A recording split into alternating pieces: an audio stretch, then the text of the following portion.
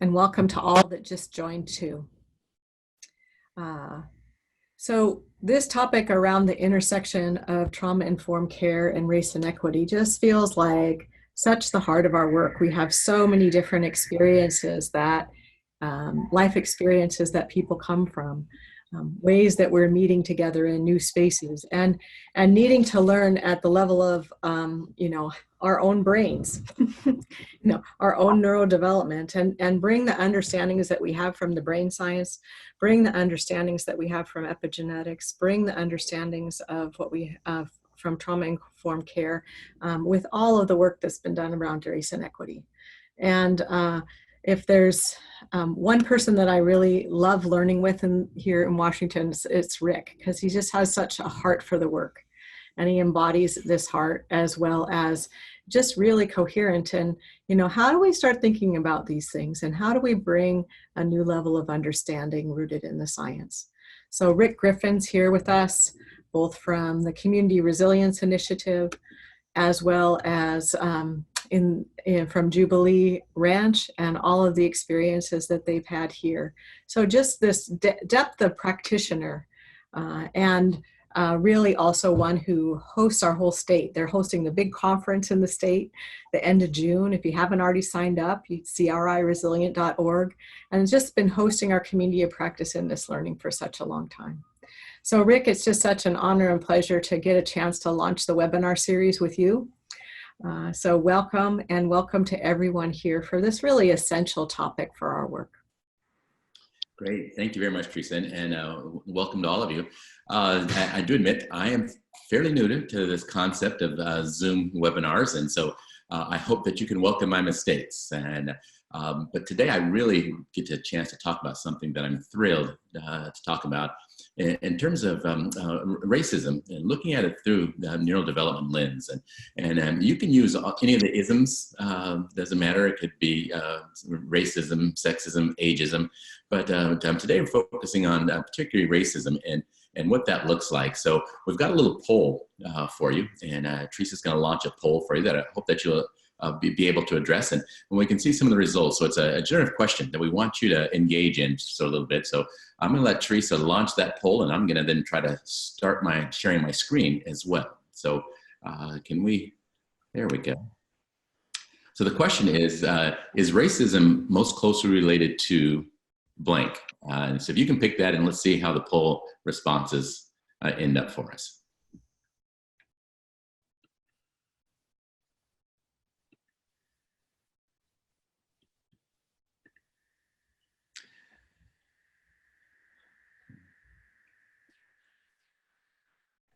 We have 28 more seconds. Let's see. Okay, okay, we're almost on full participation here. Yeah, it's like we've got about 30 people who responded. Lots of votes coming in. 32 out of 48 now, 33. We're almost there. 70% have voted. All right, let's go ahead and end our poll with that.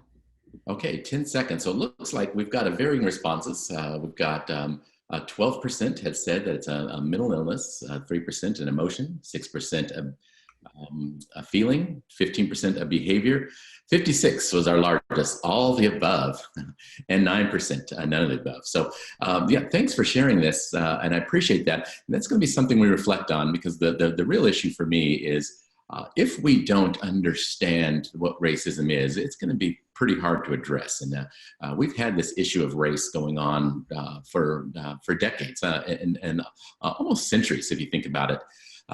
So the question I'm going to ask you today really is looking at what map are we using? What map are we using? So if I asked you to find the Leaning Tower of Pisa in New York City and gave you a map of New York City, could you find that Leaning Tower of Pisa? I think most of us would find a hard time finding that. And now if I told you, what if it was a really detailed map? What if it was one of the greatest detailed maps on the planet? Could you find the Leaning Tower of Pisa in New York City? Which you say, of course not. It doesn't exist in New York.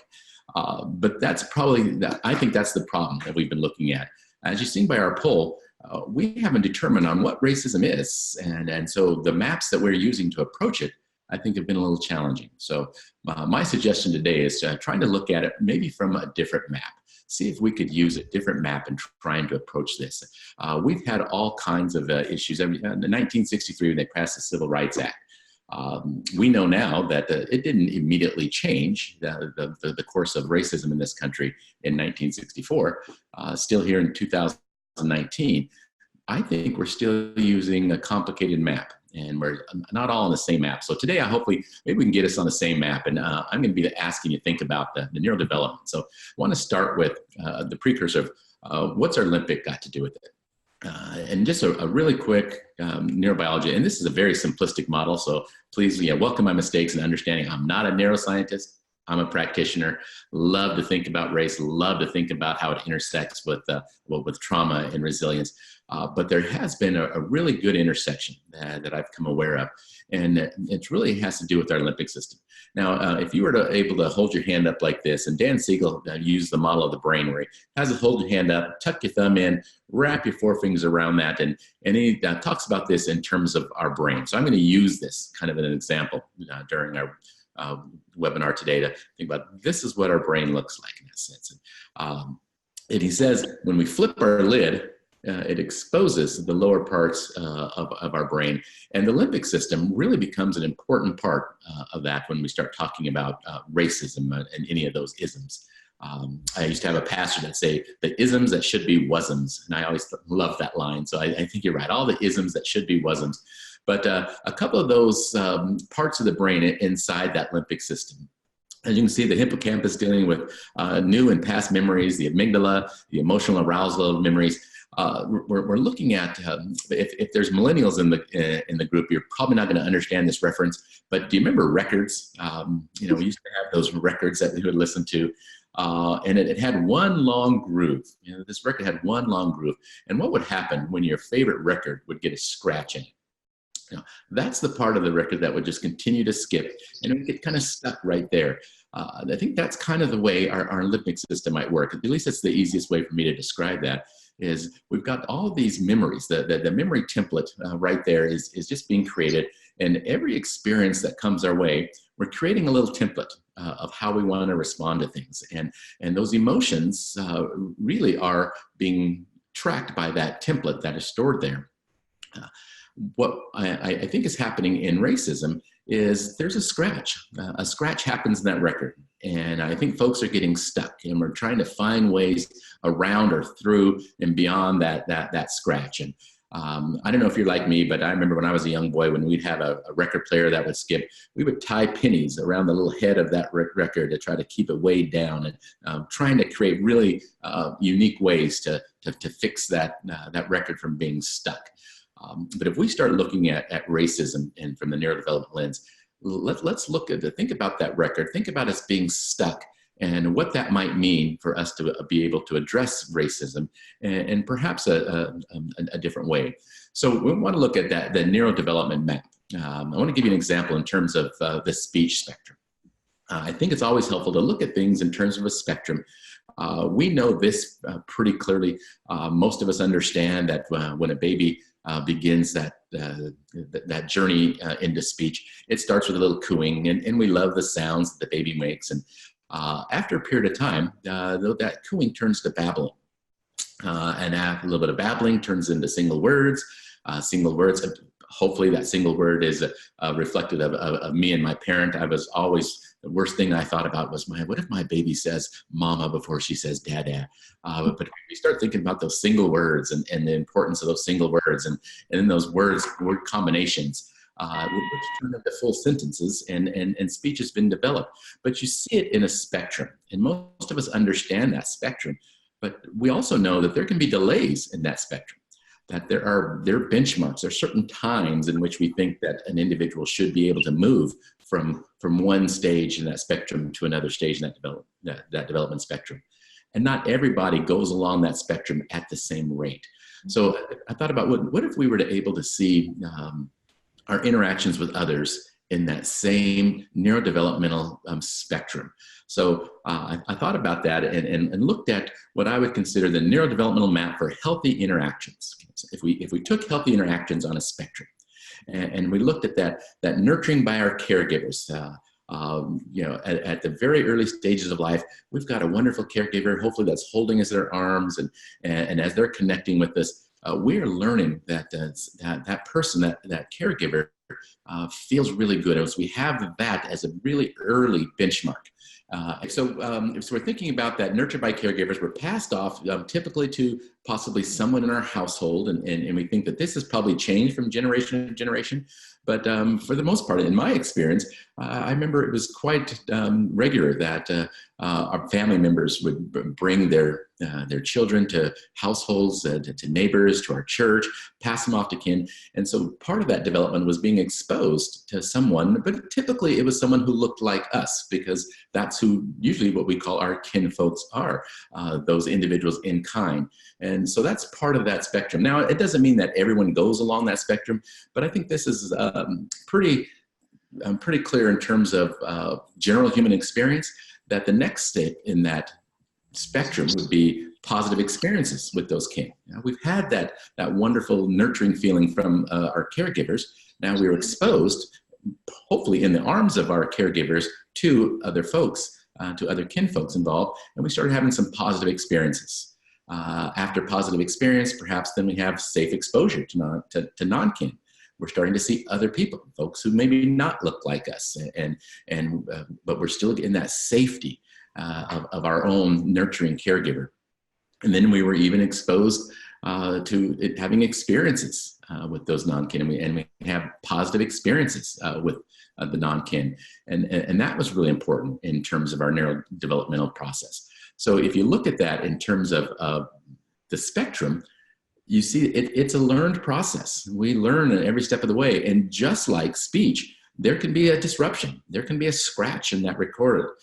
We know that we've got the capacity to have this spectrum, but what happens if there is a scratch in there?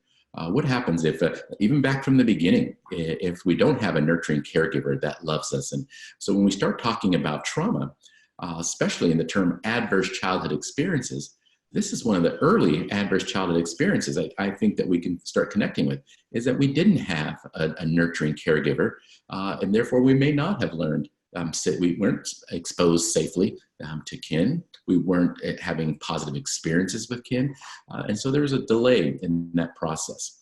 So if you're walking with me, start looking at the fact that those are at any point in time in this spectrum, a scratch could occur. And we might not have that healthy, we're not on the spectrum in that healthy way. Perhaps we had a very nurturing caregiver, but we didn't have safe exposure to kin. Maybe that our parents were so, that loved us so much that they didn't want to share us with anyone, and chose not to expose us to anybody else. I think we would say that doesn't create healthy interaction in an individual. I'm not sure if you're familiar with the Boy Raised as a Dog from Dr. Perry, but he's looking and describes many individuals who there was some disruption in this developmental process, and that healthy interaction spectrum was scratched, and some folks were stuck into that.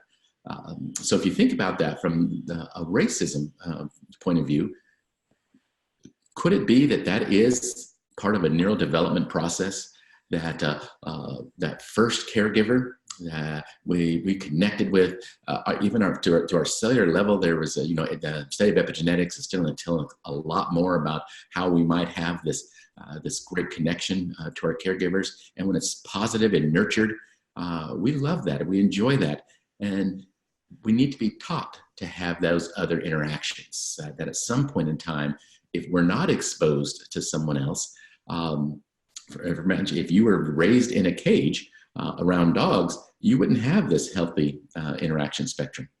Even if we take a step backwards, you think about what that might look like. If I can go backwards here, I'm sorry, I figure this out how to go backwards. Okay. The speech spectrum.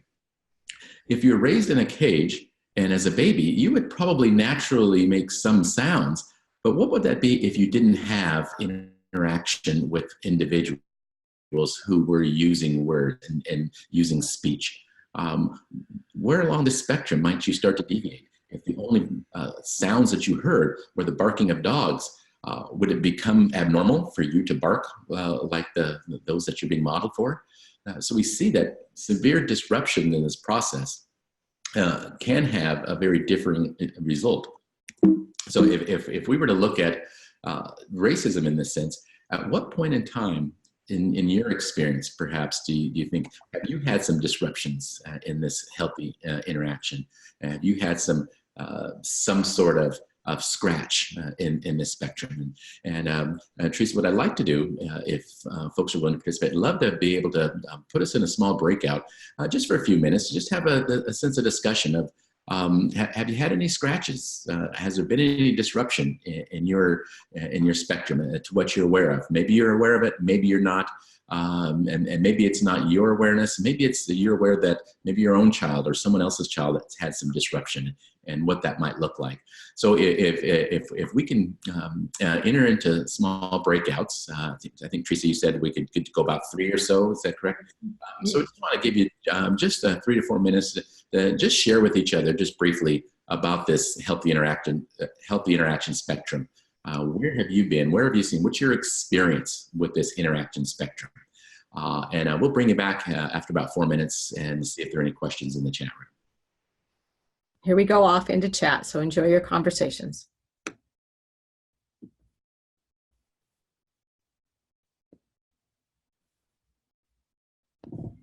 Breakout rooms.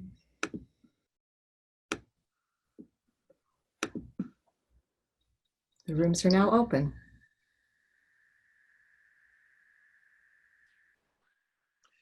So as individuals select their to enter into chat room, we'll start the clock at 4 minutes and bring you back. I'm going to pause our recording here. Outstanding. Well, thank you. Welcome. And so feel free to, if you have any questions, post those in the chat room. Teresa's going to help us out, and she'll be able to navigate that chat room for us. And we will have some time at the end of this to discuss some of those questions as well. But I hope that you were able to connect with some experience that you have with this healthy interaction spectrum. Again, it could be, there could be a scratch as early as right after birth, or for some of us, even in utero, some of that disruption could occur. But I want to break down this just a little bit. So if we just take one of these stages inside the spectrum, such as the safe exposure to non-kin, there's a couple words that I want to have us start thinking about: dosing, scheduling, and degree. Okay. Now I know they seem like fairly clinical terms, but I think they're important for practitioners because we're looking at how often something might happen and the time in which it happened. In terms of if I were introduced to kin at a couple months old versus 12 years old, there's probably a little difference in terms of how I might be responding to non-kin folks if I'm exposed to them. And how often. If I was exposed to non-kin, let's say at the age of 1, but it was frequent, very frequent. It was several times a week versus maybe 1 or 2 times a year. And think about how different that might be in terms of how you were developed to develop it. And then the degree in which that considered safe. If you had a 100% high degree of real safe exposure to non-kin versus, well, you know, every now and then there were some non-kin folk that maybe didn't treat me right and they seemed a little different. That's going to play a huge part in your development. So as we start thinking of these 3 words, there's a couple things that come into play for us. In the terms delay and disorder, if you didn't have the right dosing or the right scheduling, and perhaps that you just weren't exposed to folks for until much later on in life, or the frequency of exposure was very, very small, you might have some delays in pretty healthy development in terms of being on that healthy interaction spectrum. When we start looking at the degree, if you had some very, very highly intense, poor exposures, that might set you outside the general human experience into what some of us might call mental illness, and it starts creating some significant disorders because you haven't learned to really interact in very positive ways. You haven't learned that folks who are different from you may have anything to offer the world. And I like to look at that still, keeping that on the neurodevelopment map. Too often it becomes personal. It raises high emotions inside of us, which elicits pretty strong feelings. And then we end up usually using a different map. We often start going to a behavior map. We start looking at people's racist behaviors. And that becomes challenging for us. If it gets too strong, we start thinking, oh, that person was just born to be that way. And the intensity of that starts to have us using another map that may be incorrect. But if we keep using that neurodevelopment map and we start understanding it in terms of, they may not be responding the way that I would wish they would to me and to others who are different, but perhaps that they're just stuck in their development. Maybe there's just a delay in how they were exposed to people who are different from them. And different exposures, different dosing, different scheduling may help them catch up in delays. For instance, I grew up most of my life really struggling with reading. Didn't learn to read until much later on in life. But once I was able to learn, then I was able to do much better. So it was learned. I was delayed in my learning, but I was able to catch up because of the increased dosing and scheduling. Maybe that's the same with racism. Maybe there's a way that folks could realize that, wait a minute, maybe I've got some delays in understanding people who are different from me, but I can learn. I can figure this out, and I can get later on in life, I might be able to have some different dosing, some different scheduling in terms of my safe exposure to folks and how that might change that. So once again, it helps us to stay on that map of neurodevelopment. We don't leave the map and start thinking of the intense behaviors that people might be acting towards us. We still settle on the fact that maybe they just don't know how. Maybe they haven't learned. Because if you think about that, would you treat someone with a speech impediment differently than you would treat someone without a speech impediment? Would you say that they were just bad people, they had bad behaviors? Or would you have some compassion, some understanding, some acknowledgement saying, there's probably just a delay?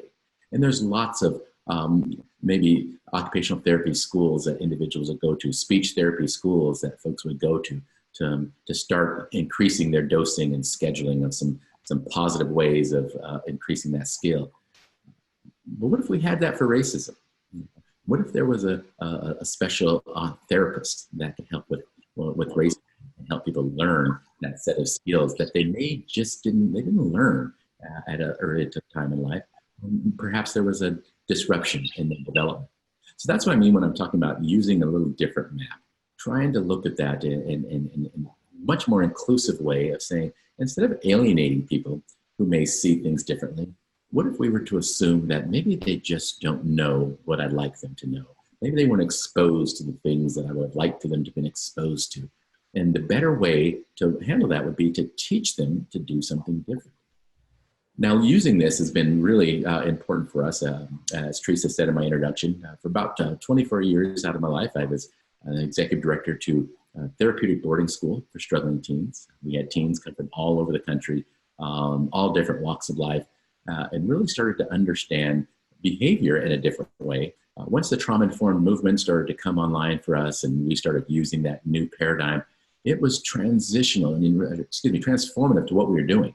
We really started to see that addressing behavior problems wasn't helping us. Even though our industry was behavior management, we started looking at what drives those behaviors and became much more effective at working with changing behaviors based on knowing if we could understand what drove those behaviors, some of the experiences, some of the expectations that folks had in life from even early stages that really developed those, the strategies they had, we became much more effective. And so I wanted to look at that. What would that look like if we really applied that same thinking now? Trauma-informed, trauma-sensitive, that movement is really sweeping the country, and we're starting to see it. But what if we applied that same thinking to racism? If we looked at that as, okay, well, what if somebody just doesn't know how to treat people differently than them the same way? What if they just don't know that they may have something to honor, something to contribute in real beautiful ways, but they just don't know because they didn't learn it. They weren't exposed to it in the same way. I think that might eliminate some of the clashes that we end up having with folks, because we're starting to see, just like we would that person with a speech impediment saying, that is where they're at. We don't know the challenges they've had, but I'm much better off when I teach them to do something different. So this neurodevelopment map is really based on that. If we're looking at this in terms of the neurodevelopment lens, we're looking at people could learn to do something different. They weren't exposed to certain things. We can expose them to that. We can give them some of those things. We could change the rate of dosing. We could change the rate of scheduling. We can change the degree in which they've experienced things and possibly have a different outcome. So that's really where I started with this thought of, can we start to change? And if we did, what might that look like? So I came up with an acronym that, what if we looked at it in terms of, when we're not trying to cure racism, because I don't think racism is a disease. I don't think it's not like diabetes. It's not like cancer. It's not something that we'll ever completely get rid of, because anybody at any given time could have a scratch in that healthy interaction spectrum. So even once they are cured, if a scratch comes along, perhaps something really violent happened to them by someone from another racial group, that might cause a real scratch in that safe exposure to non-kin all of a sudden. And so we know we're not looking at cure. And I certainly didn't want to put it in the context of treatment for racism. Too often we look at the term treatment in a clinical model. And if you're not a counselor, you can't provide treatment. If you're not a professional, you can't provide treatment. I wanted something that really could be for the masses. I wanted to get folks back into a general human experience.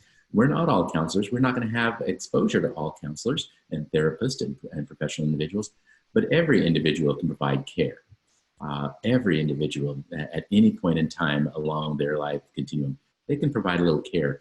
Even that baby, even that infant, we think being completely dependent, nurtured by the caregiver, but it's that smile, it's that cooing that really starts the care for that adult. If you've ever been around an infant and you saw that face, you saw that first smile, you heard that first cooing, there seems to be, and I think scientists would even support that, say that oxytocin is released in watching and hearing those coos. We're scientifically starting to make a connection with others. So even the baby at that point is learning to care a little bit for others. So here's the acronym that I use. And if any of you know me at all, you know that I love acronyms. It's just a good way for me to help remember things. But the acronym is HEARTS. From CRI, the Community Resilience Initiative, we believe in fostering resilience. And fostering resilience really comes down to HEARTS for me. The acronym for hope, empathy, awareness, reframe, teach, and support.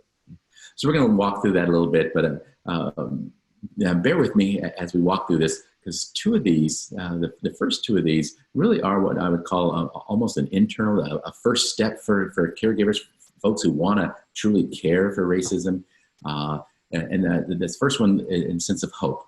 Now, quite often folks will look at hope as something like, oh, that's desperation. Want to look at it a little differently.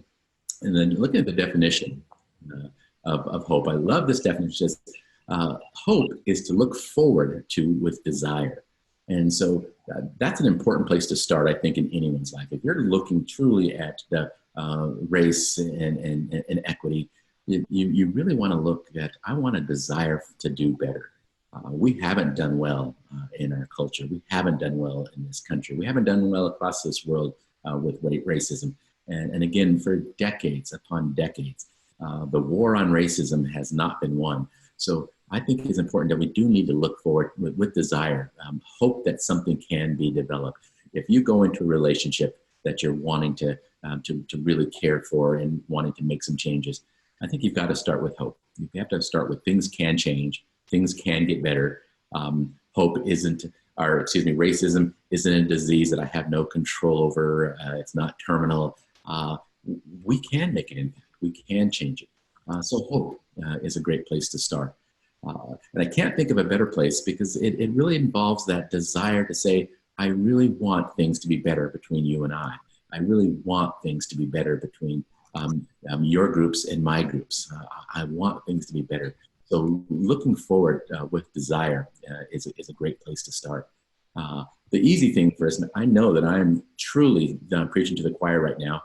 You know this. You understand how important it is to bring hope into the picture. You wouldn't be on this webinar if you didn't think that there was some hope in making an impact and having a difference made. you recognize that without hope, we know that we continue to fracture, we continue to separate. So we want to start with developing hope within ourselves. Do we have a clear desire for things to get better? Do I believe that I'm using the right map and we have the ability to make an impact? I no longer have a map of New York trying to find the Leaning Tower of Pisa. I've got a map that says racism can be learned. If it can be learned, it can be unlearned. And if there's a learning continuum, if there's a spectrum on that, it can also, there's some prevention that can take place. I may be able to intervene earlier. And so I've got hope that I can do something a little different. So that's where we start with hope. And the next step, again, one of that internal process, that inner reflection, that recognized model for us is empathy. Empathy is, it's believing that people are doing the best they can with the challenges they have. We just don't know their challenges. Really trying to understand that, I want to connect with this individual. It's not about me and my frame of reference. It's about understanding that maybe I need some insight into them. I need the insight into somebody else, saying, I've got hope that things can change, but I also have to understand that it's going to be a little different because not everybody is the same, and I don't understand their challenges. Using the example of walking upon somebody that has a speech impediment. You don't know their challenges, but you might assume those because you think, well, gosh, that must be difficult not being able to communicate your needs. What if we were able to look at that same empathy towards somebody with racism? To say, gosh, yeah, what you're saying is painful. What you're doing is painful. But instead of villainizing you and instead of pushing you away, is bring some empathy to say, I don't know the challenges you have.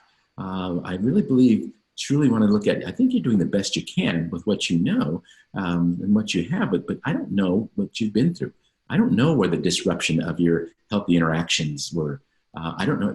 Maybe it started with that nurturing caregiver. You didn't get nurtured from your caregivers and therefore didn't learn how to develop true connection with people who are a little different from you.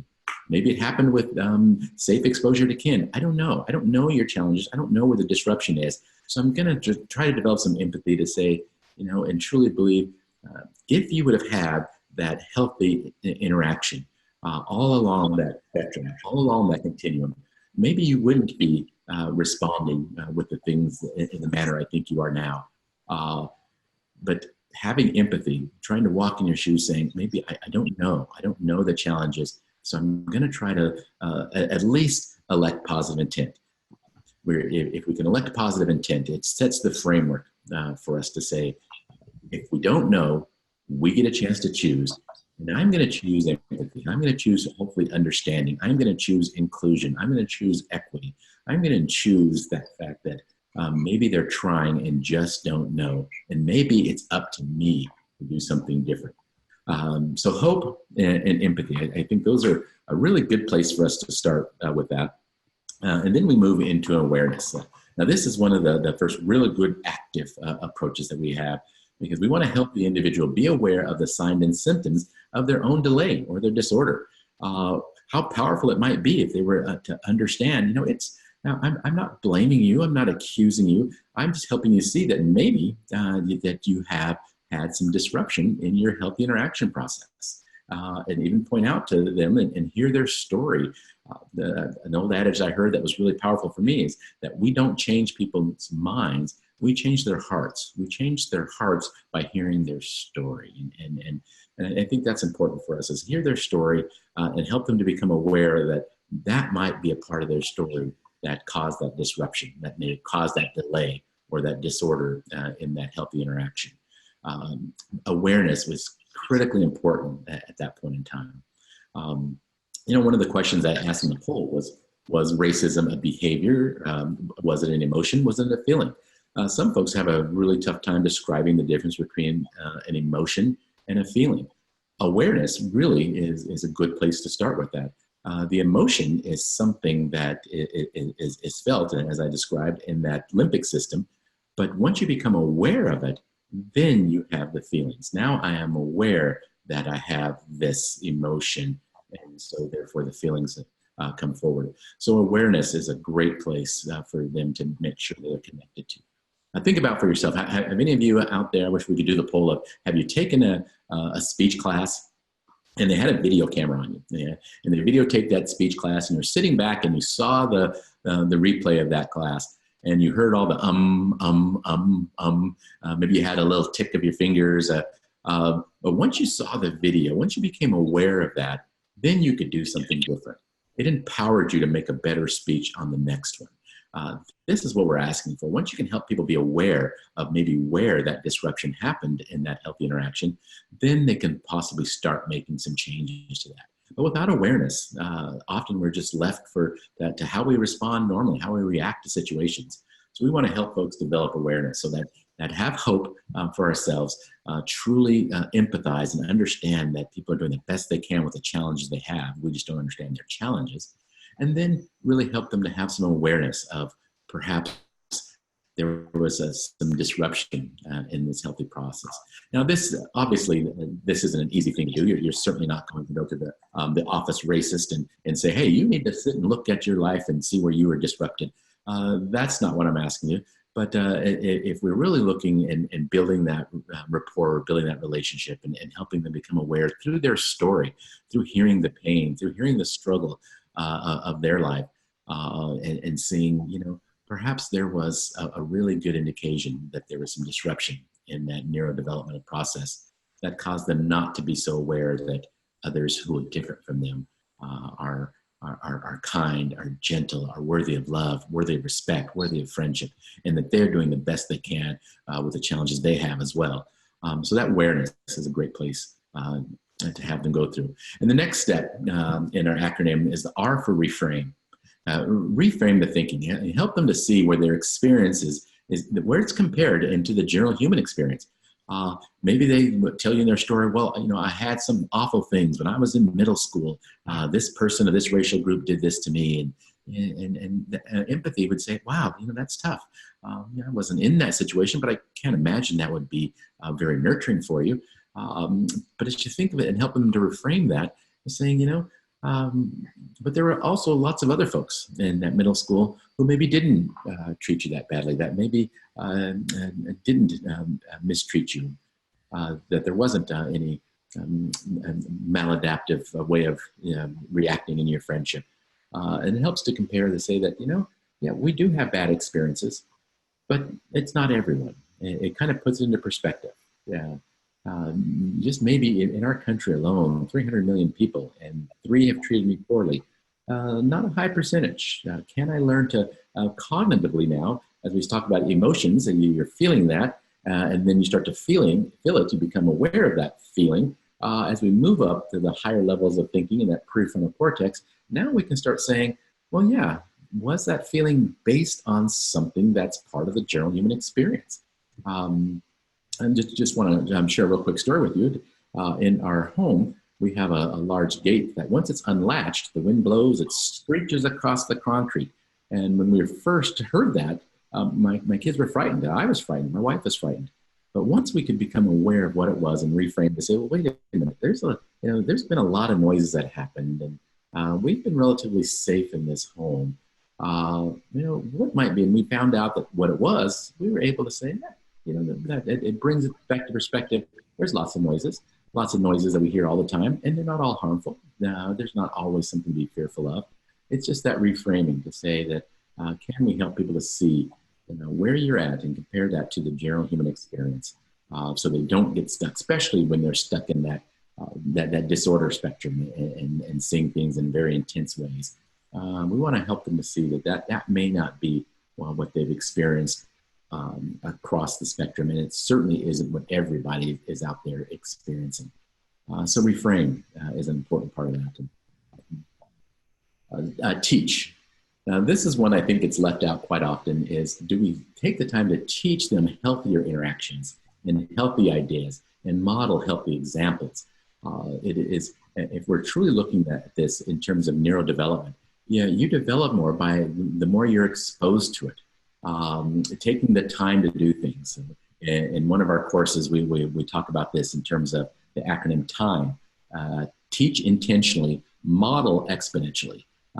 That's what needs to happen here. Can we intentionally teach that there are people who can nurture you that are maybe different from you. There are people that are worthy of love, respect, and friendship. There are people that absolutely contribute things in marvelous ways to individuals' lives.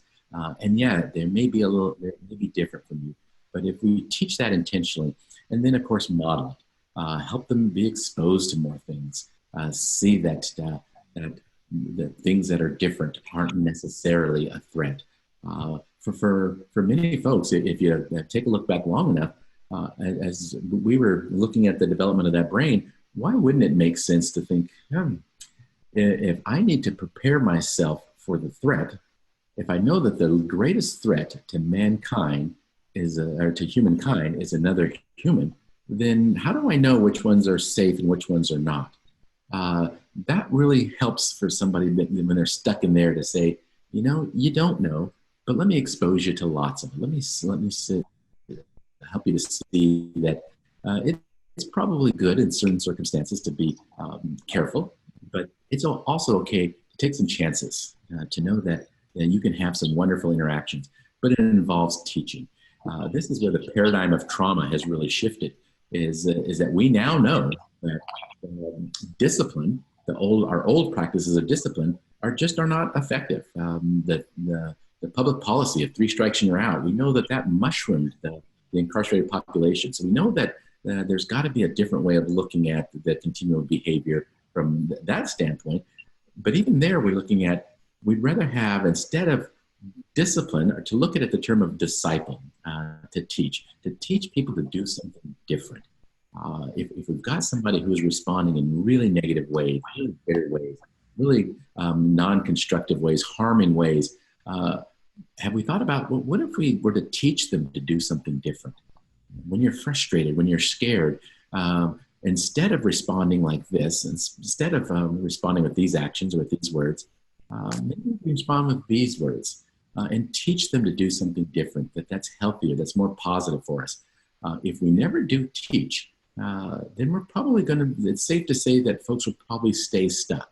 But just like any other neurodevelopmental process, when you get stuck, if you've got those wonderful therapists, occupational therapists and for speech therapists, if they're teaching you something different, those delays begin to minimize and the disorders seem to reduce. But it comes from teaching them something different. So we want to make sure that is a clear part of our caregiving for one another, is that when somebody just doesn't know, that maybe with great compassion and sensitivity, that we teach them to do something different. I think in my short 54 years on this planet, I've been referred to so many different things in terms of my racial group. We were Negroes, we were colored people, we were African Americans, we were Afro-American, African heritage, all kinds of Black, everything that you can, that whole spectrum of things that we've been called. It's been my job along the way, instead of to be bitter when somebody would get that wrong or label me with something that I didn't prefer, is to teach them a different way of responding and say, you know what, here's what I would prefer, and here's the identity that I choose, that I'd like you to know.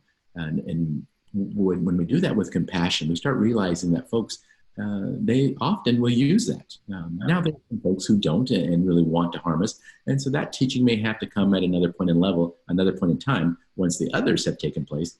But we can't leave out the approach of teaching people to do something different, teaching with great compassion, teaching with love, to say, there may be a different way. What you're doing is not the best way.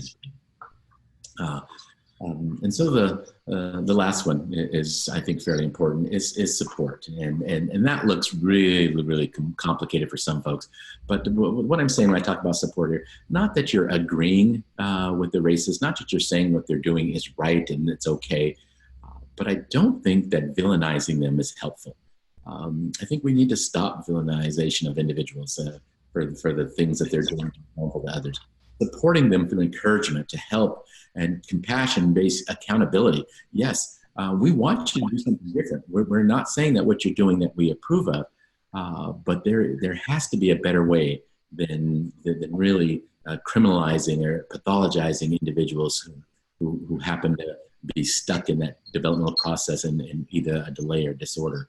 Can we support them? Can we bring them back into our communities? And maybe they have violated trust through racism so deeply that they were incarcerated. And when they're out of incarceration and come back to our communities, can they still be supported, as opposed to, are they ostracized even further and disconnected even deeper? But can we say, we understand, we would love to help you to learn to do something different.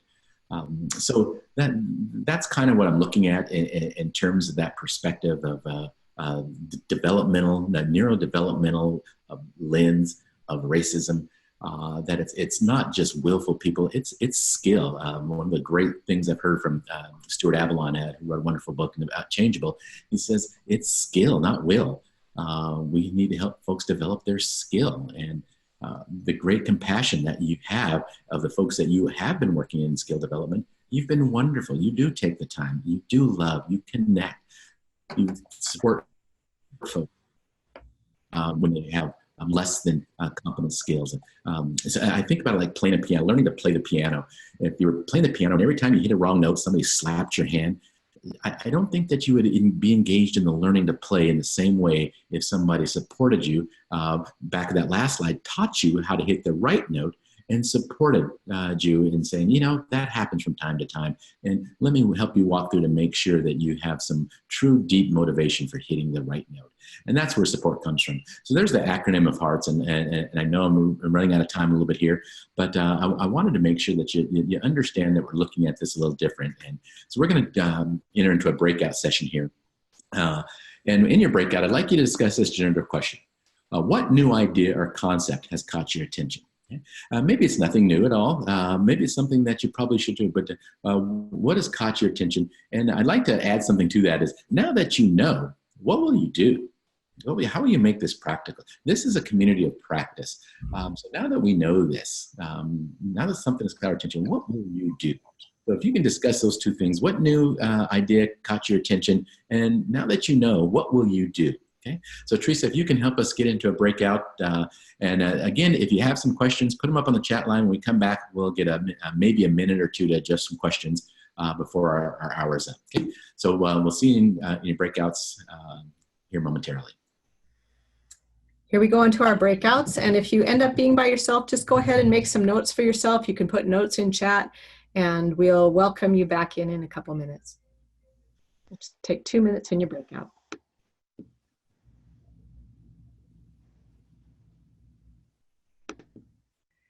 And we just have an opportunity to hear, like, what'll you do different, or questions, and we welcome you to do that both in chat or online here.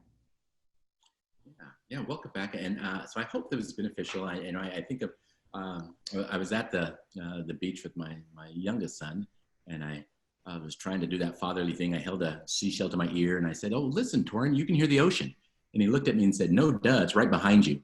So I hope we didn't have any no-duh experiences this afternoon. I hope there were some things that resonated deeply with you. And more than anything, I hope that you get a chance to see the racism from that neurodevelopmental lens, apply a little bit of care with your hearts, and I do think we can make an amazing impact on this world that's dying. It's really needing a lot of folks that are connecting with one another. So it looks like we've got about a minute and a half left.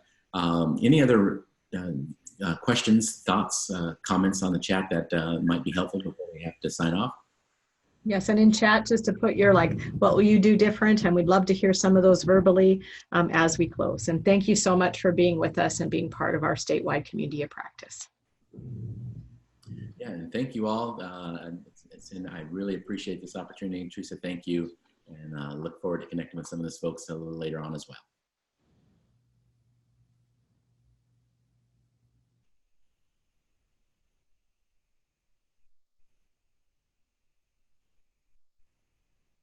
And we're seeing things coming up in chat here with us too, about how helpful our webinar was here today, as well as just how to listen to people differently and to hear people differently from this view of racism.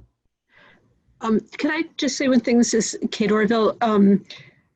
In the group I was in, there was some discussion about how for people of color, this might be exhausting to feel like this is all on people of color to explain things. And so thinking about how as a community do we take responsibility for people who are developmentally delayed racism wise, where it may not be everybody's equal responsibility to take on that education, and how do white people or other people help? So I just wanted to throw that out.